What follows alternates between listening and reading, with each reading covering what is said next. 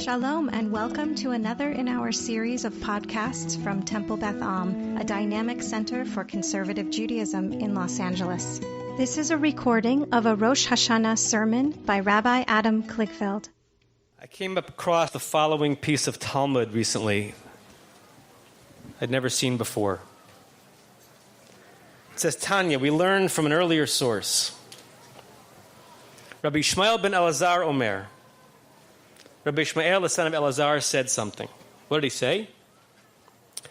Ba'avon shnei dvarim, because of two sins, amei haratzot meitim, simple people of the land are liable to death. What are they? Al shekorin la'aron kodesh arana. If you refer to the Aron HaKodesh, the Holy Ark, as simply the Aramaic word for arana, just an ark, a cabinet, you might die. And the second one, Al shekorin leveit knesset beit am.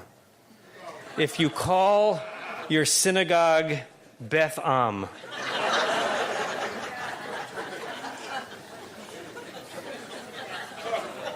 That has nothing to do with my sermon. I just thought I would share it. I hope it's not a predictive text. Okay, I'm going to give another sermon today about your health. It has nothing to do with what you do or you do not eat. Good yantif. But the motivation is the same. The motivation is that I care for you all, and I'm invested in your lives and in your well-being. And especially living within a community as we do, trying to make this complex and often anonymous-feeling world be a little smaller, a little more tender. We all have a role to play in one another's wellness. Did you know the statistic that says that about 1 in 5 people suffer from loneliness? Which means that if you look around and you don't see the other 4 people, they're probably having fun without you.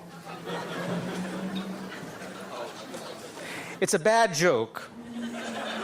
I get it. But it's a worse reality. And the statistics are even more demoralizing. Many of you saw the Surgeon General's report in early May.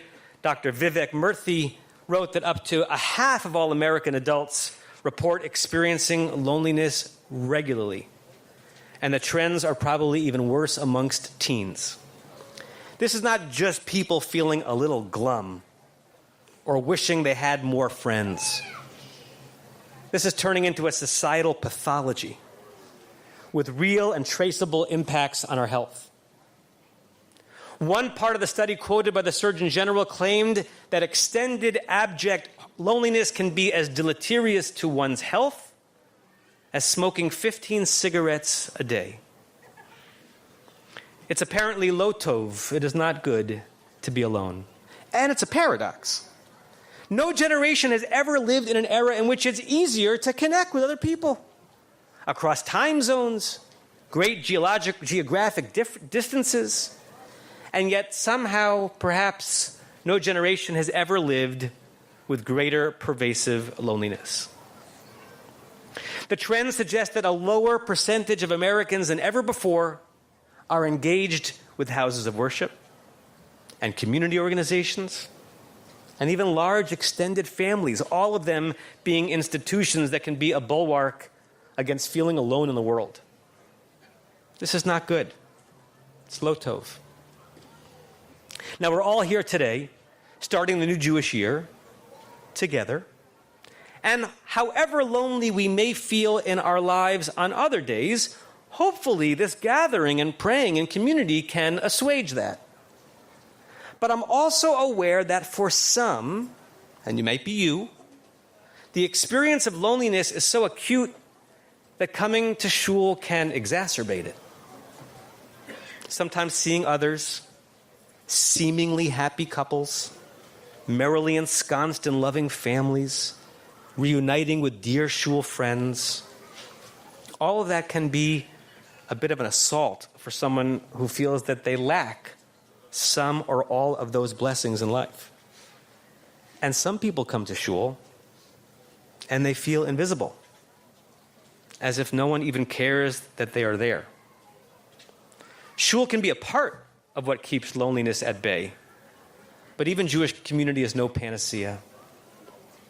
However, I think Jewish wisdom can offer a lifeline, or at least a pathway forward, both towards confronting our own loneliness and, perhaps more importantly, helping mitigate the loneliness of others, because really, it's not good to be so alone. Speaking of which, did I ever tell you that I once joined a loneliness therapy group? No one showed up. I wanted to define some terms, because not all alone time is lonely or even unpleasant. Some of us crave it and wish we had more alone time than we get. The German-American philosopher Paul Tillich said it well in his book, The Eternal Now. Our language has wisely sensed these two sides of man's being alone. It's created the word loneliness to express the pain of being alone, and it's created the word solitude to express the glory of being alone. And I resonate with both aspects, sometimes almost at the same time. I'm going to give you an example. During the year, most of my exercise is on a bicycle. But in the summer, I have some opportunities for some open water swimming, including in a lake. I like to swim early in the morning, when there's a mist on the surface, all is quiet, and even the birds are not yet awake. Nearly every time that I am presented with the opportunity, I have to psych myself up to take the plunge. I noticed this pattern in myself this summer, and I tried to interrogate it. What was making me hesitate? Not the water temperature, which is delightful. Not the notion of getting out of bed early for exercise. I'm raring to go on a Sunday morning on my bike rides. I think what makes me hesitate is that when I swim, particularly open water, when I don't even have the flip turns at the end of the lane to interrupt me, all I have out there is me. My thoughts, my ruminations, my worries, my stream of consciousness.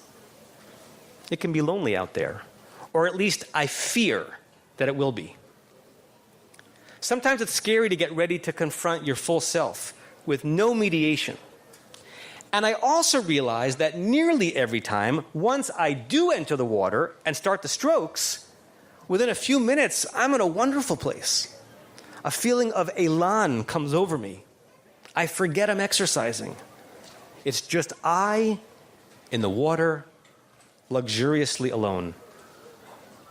I ponder that transition that happens over and over again. Fearing loneliness in the water and where my mind might go during that time. And then delighting in the aloneness once doing it. I'm also aware that the very ability to delight in the aloneness is a direct result of the exquisite privilege that I have of living a life that is not lonely. When I return from my swim and my mind's meanderings, I have people in my life. I have a loving family. I have caring friends. I have a devoted community who would do absolutely anything for me. So my alone time can be precious, and even so, it can still loom as something I don't want to jump into. Judaism has texts and ideas that point to the extremes in this dynamic, both of them. The extreme holiness of some types of aloneness, and the extreme deprivation of extended loneliness. Let's start with the holiness.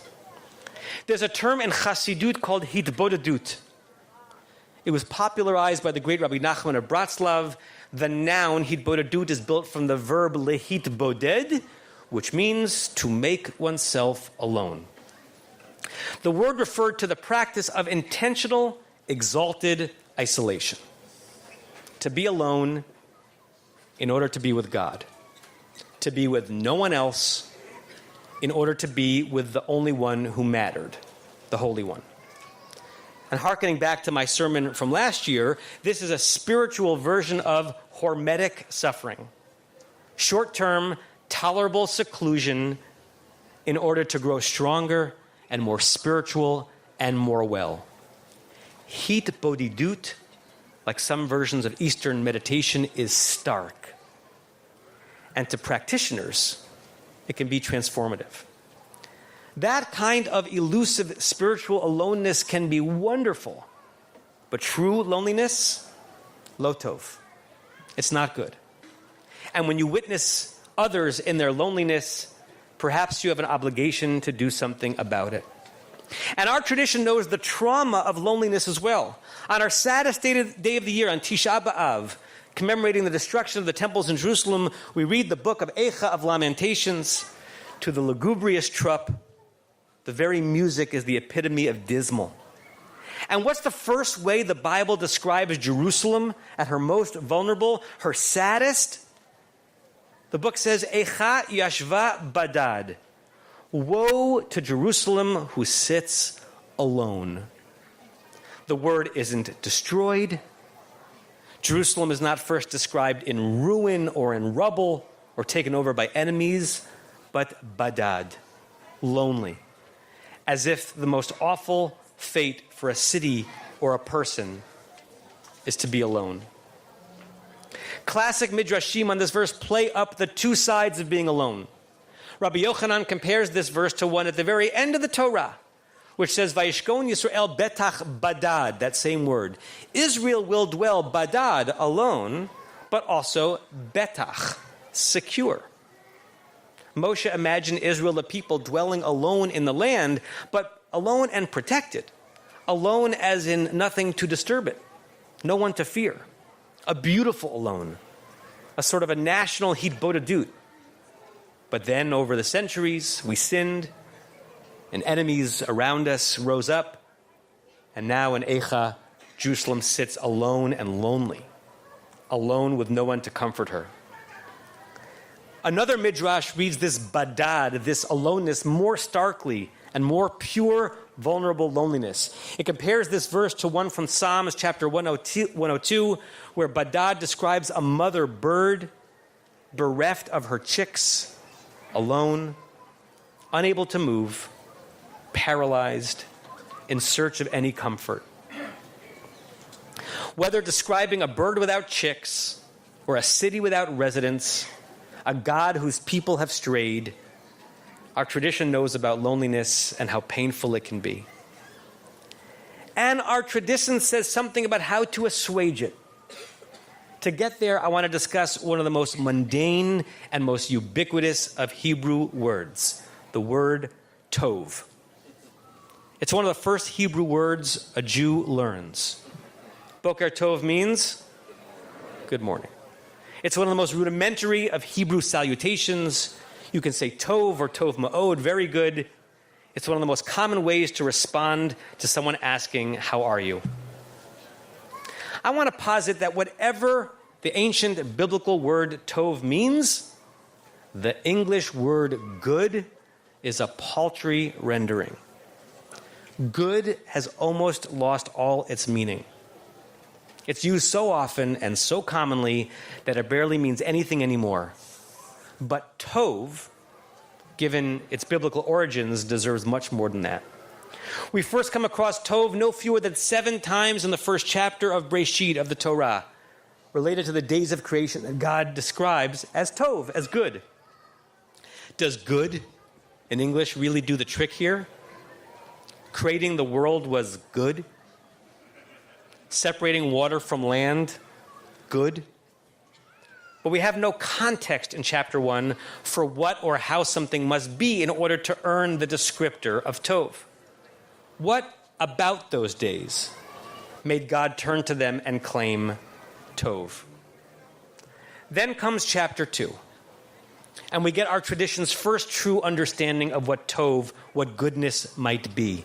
In chapter 2, we are pondering Adam Harishon, the first man, in a beautiful garden with an abundance of overflowing springs and every possible food one could want to eat, a buffet for the senses and for the body's needs, or at least most of them.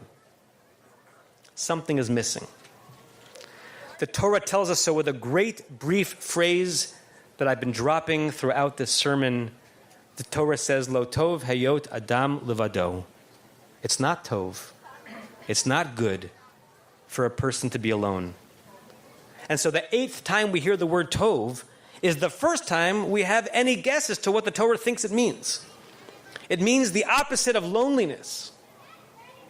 Tov is the antidote to an empty heart and an empty life.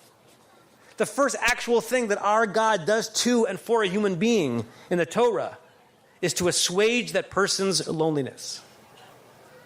Tov is so much more than good. Tov is a miracle. Tov is making a person feel well in the world. Tov is being a godlike figure to another person and filling a void, turning the pain and nothingness of isolation into intimacy and camaraderie, and offering the blessings of a shared life. It might be true that later Hasidic culture curated a religious experience that was all about the splendor of being alone, but the earliest Jewish texts exposed the vulnerability of being alone and the obligation of God to assuage it. As people on this earth spiritually charged to imitate God, it may be that one of our most important human and religious tasks is to live each day within Genesis chapter 2, seeking out Adams of all types, observing that indeed, lo tov heyot Adam levado, that loneliness can be traumatic, and that it is something we all have the power and the obligation to respond to assuage.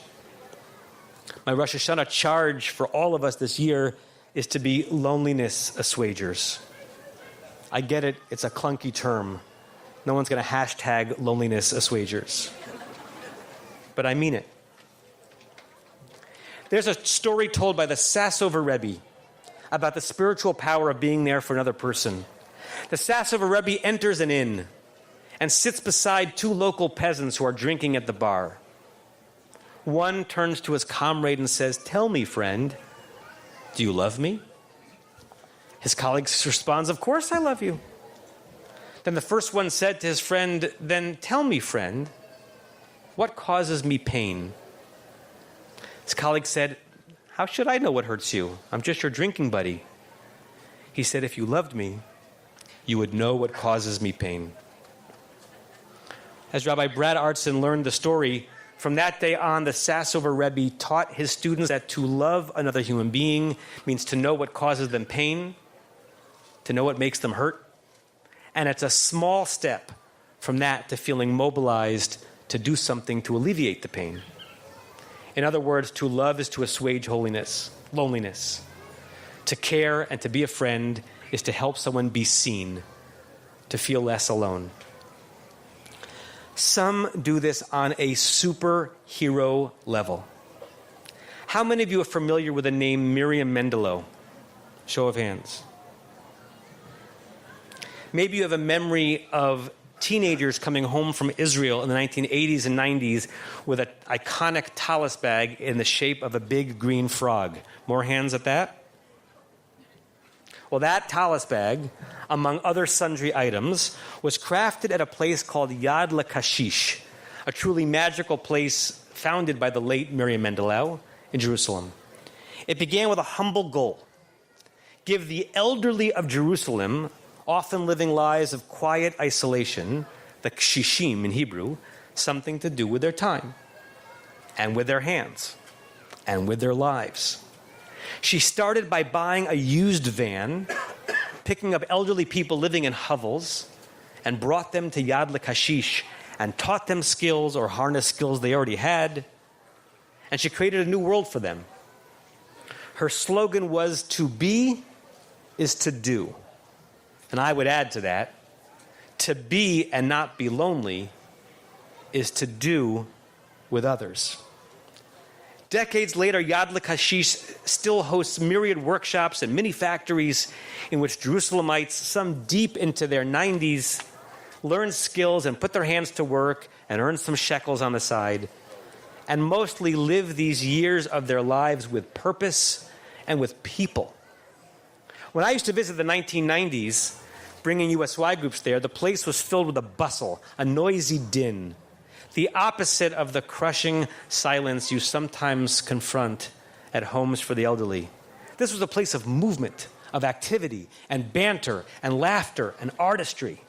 It was a place of connection. It was tov in the deepest sense of the word, assuaging and defeating the loneliness felt by so many in that age group. Whether knowingly or not, Mendelow's project echoed wisdom shared by the great German-American psychoanalyst Erik Erikson and the work that he did with his wife Joan on human development. They once gave an interview in the New York Times in 1988 talking about life in their 9th decade. And Joan Erikson said, "Life doesn't make any sense without interdependence. We need each other. And the sooner we learn, the better for us all."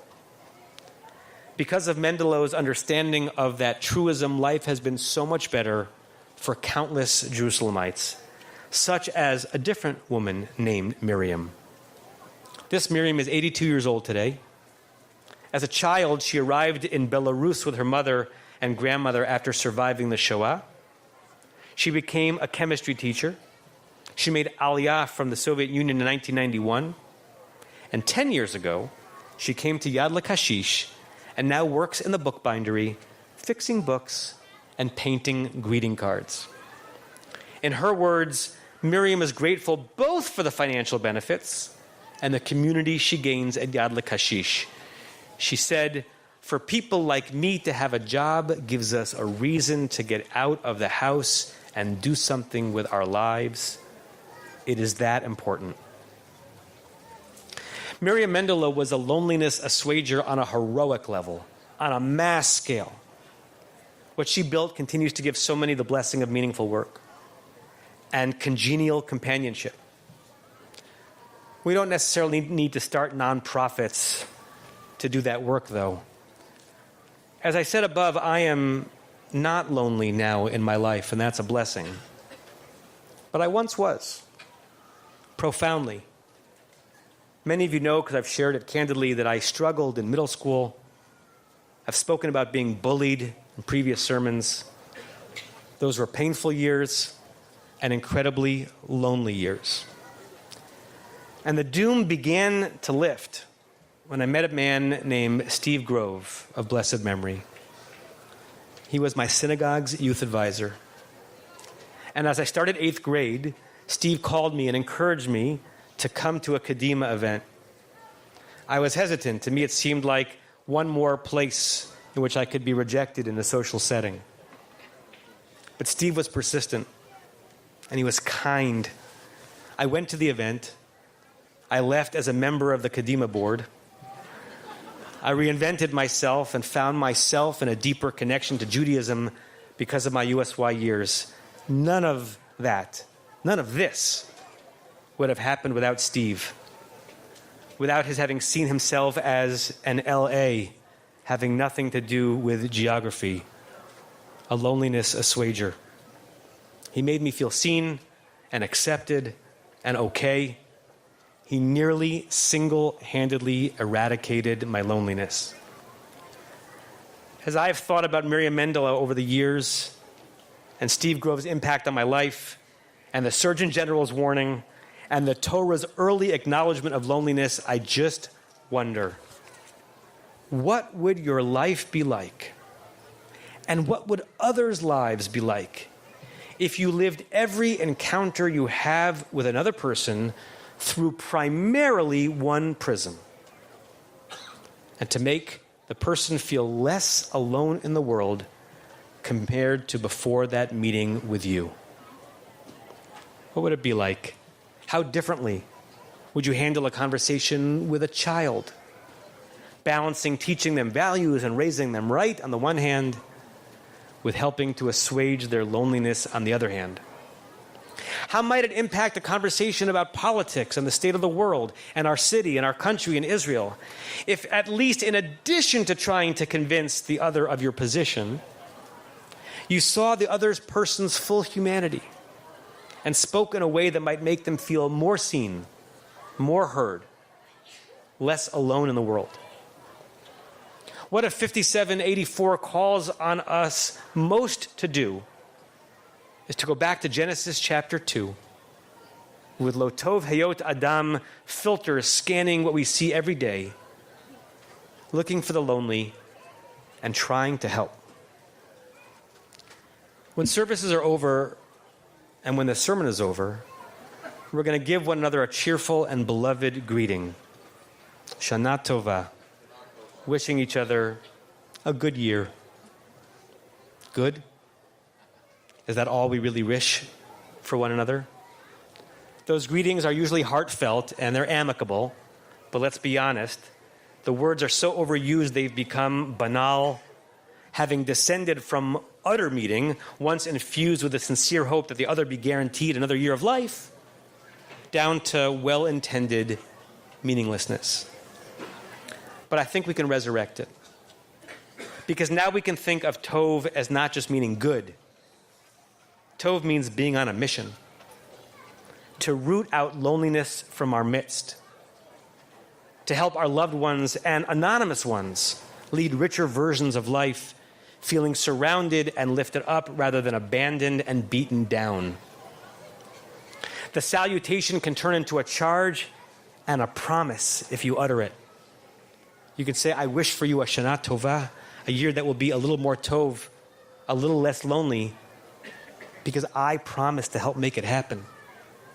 I wish you that wish, and then I walk away with a task, an obligation to be done for you or at least another person to help replace some darkness with light.